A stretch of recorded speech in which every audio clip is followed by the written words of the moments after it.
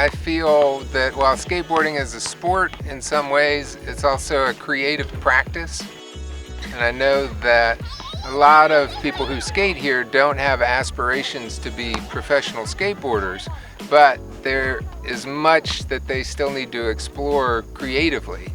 There's a lot that they want to do in challenging themselves and skating with friends and sort of sharing the struggle and the victory.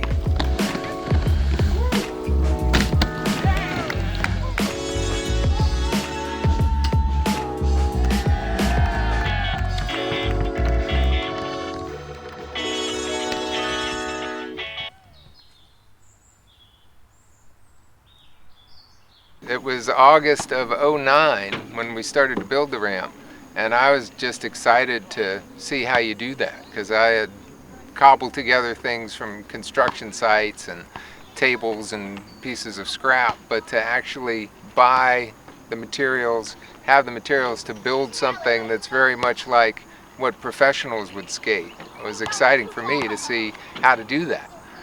So I learned how to build some things, learned how to skate better because of that, but also just met folks who shared this interest, and was surprised to find that there were people who, while they weren't into skateboarding, while they didn't skate, they still supported it as an activity and saw it as an asset for the community to have this space where people could do this. It's also it's an opportunity for, creativity in a kid's life if they're not creative necessarily in other ways. Mm-hmm. Music or art or other traditional ways to think about creativity. Skateboarding, like surfing or snowboarding, has got a creative element to it. So it's like a creative outlet as well as a physical outlet. It's healthy for the mind and the body in that way. It's just all kinds of people participate in this sport. It's not limited, by the traditional things that limit. Mm-hmm. So it's wide open, it's across the board, it's freeing in that way. I think it's important to have that as an opportunity or an option for any community.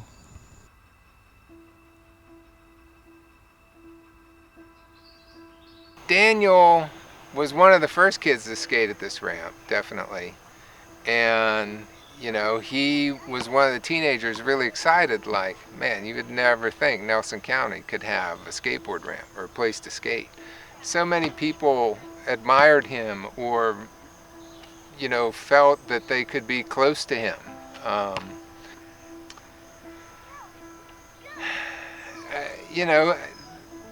He's still missed very much, I think. He's missed by a lot of people. I think about him every time I skate here, and I think other people do too.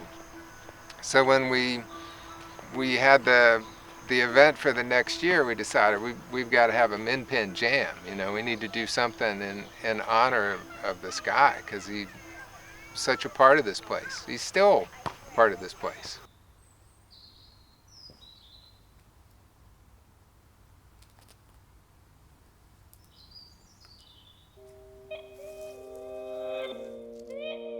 The insurance company showed up one day and they said, when did you build the skate park?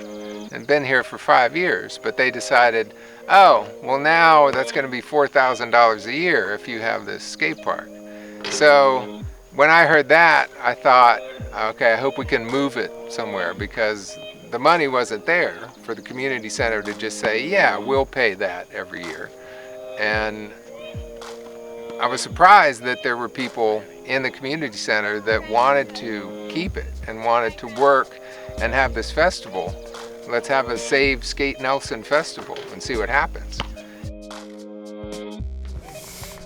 It's just like, I love coming out for this particular event just because it's such a great scene, like families and music and food and beer, and it's just awesome seeing the nice people. Yeah.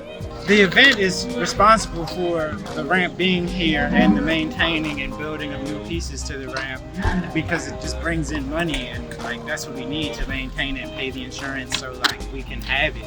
And that's like a privilege in itself. So like when people come out to like celebrate the ramp with us, then that's like, it's like a gift to us. I'm originally from Nelson County. I was here when the ramp was built, so I was here from the beginning.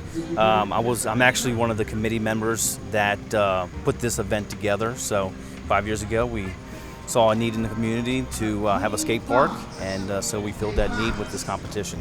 I mean, we have to raise the money every year just for the insurance, and most of the features are made out of wood, so I mean, we have to have the upkeep on the wood, the railings, I mean, everything. It's exposed, it's out in the open, you've got snow, rain, sleet, everything out here. It's in an open field, so wind damage, I mean, you've got everything. You get the sense that people who skate here want to take care of it, want to preserve it, yeah, and don't want to lose it because it's the only one around.